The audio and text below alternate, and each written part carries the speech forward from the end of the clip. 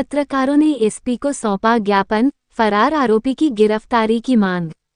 दमोह जिले के समस्त पत्रकारों ने मंगलवार को पुलिस अधीक्षक को ज्ञापन सौंपकर 11 फरवरी 2026 को कलेक्टरेट परिसर में पत्रकारों के साथ हुई अभद्रता एवं मारपीट की घटना में फरार चल रहे मुख्य आरोपी महेंद्र सिंह लोधी की तत्काल गिरफ्तारी की मांग की।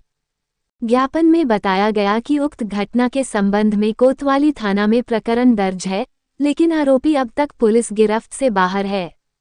आरोप है कि फरार रहने के बावजूद वह सोशल मीडिया के माध्यम से लगातार भड़काऊ, जातिगत वैमनस्यता फैलाने वाली एवं सांप्रदायिक सद्भाव बिगाड़ने वाली पोस्ट साझा कर रहा है, जिससे जिले की शांति व्यवस्था पर खतरा उत्पन्न हो रहा है। पत्रकारों ने कहा कि घटना के बाद भी आरोपी का खुलेआम सोशल मीडिया पर सक्रिय रहना पत्रकार समुदाय में असुरक्षा और रोष की भावना पैदा कर रहा है। उन्होंने मांग की कि आरोपी की शीघ्र गिरफ्तारी हेतु विशेष टीम गठित की जाए तथा साइबर सेल के माध्यम से उसकी सोशल मीडिया आईडी को तत्काल ब्लॉक कराया जाए। साथ ही भड़काऊ पोस्ट डालने पर आईटी एक्ट सहित अन्य सुसंगत धाराओं में अतिरिक्त कार्रवाई करने की भी मांग की गई। ज्ञापन में चेतावनी दी गई कि यदि आरोपी की शीघ्र गिरफ्तारी नहीं हुई तो जिले के पत्रकार कलमबंद आंदोलन करने को मजबूर होंगे। कुछ दिन पूर्व यहाँ कोतवाली थाने में हमारे कलेक्ट्रेट में एक धरना प्रदर्शन हुआ था, जिसमें अप्रिय रूप से कुछ घटनाएं हुई, कुछ इंसिडेंट हुए। उसके बाद हमने 2 एफआईआर की थी, जिसमें पत्रकारों से संबंधित भी एक एफआईआर हुई थी, जिसमें मारपीट का मामला दर्ज हुआ था।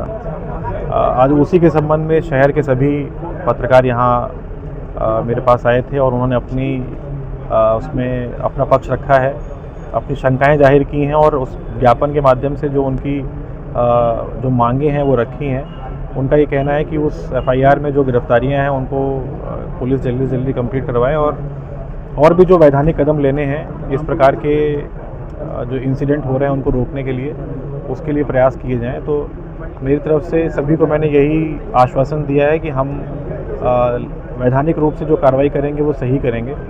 हमारा प्रयास यही रहेगा कि कोई भी मुद्दा जो है वो कानूनी रूप से ही उसका सलूशन निकाला जाए। शहर के माहौल को ख़राब करके, लॉ एंड ऑर्डर को ख़राब करके और किसी इशू को इस तरीके से एड्रेस ना किया जाए कि वो उसके दुष्परिणाम वो सामने आए, उसका जो असली तथ्य है, जो असली इशू है वो पीछे रह जाए। हमारा प्रयास भी यही रहता है कि हम किसी व्यक्ति के साथ कोई अन्याय हो रहा है, कोई इस प्रकार का मामला हमारे सामने आ रहा है तो हम उस पर तत्काल कार्रवाई करें। और मेरा ये भी मानना है कि जो ये विषय सामने लाया गया था, अगर उसमें कोई भी व्यक्ति पूरे मामले की तह तक जाएगा तो वो ये जानता है कि पुलिस द्वारा और प्रशासन द्वारा पूरी कार्रवाई कंप्लीट कर ली गई थी, पर उसके बाद भी अनावश्यक रूप से शहर का माहौल ख़राब करने का प्रयास किया गया, जो कि मेरी समझ से गलत है। हमने उसके बाद भी कई बार बात करने का प्रयास किया कि जो पीड़ित है, जो पीड़िता हैं, उनको क्या सुविधाएँ दी जा सकती हैं। दमोह ज़िले से संबंधित ना होने के बावजूद भी हमने उनको क्या इसमें राहत दे सकते हैं, वो उसका देने का प्रयास किया गया था। पर ये अप्रिय स्थिति निर्मित हुई है, जिसके बाद हमने 2 एफआईआर की हैं।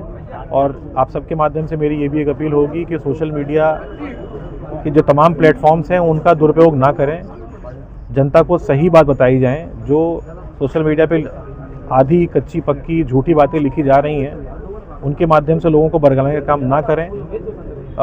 दमोह में शांति बनाए रखने के लिए जो भी कड़े कदम उठाने होंगे वो हम उठाएंगे, लेकिन मैं बार बार इसी बात को बोलता हूं कि हम अपनी वैधानिक परिधि जो है उसमें रहकर ही काम करते हैं और उसके अंदर रहकर ही काम करेंगे।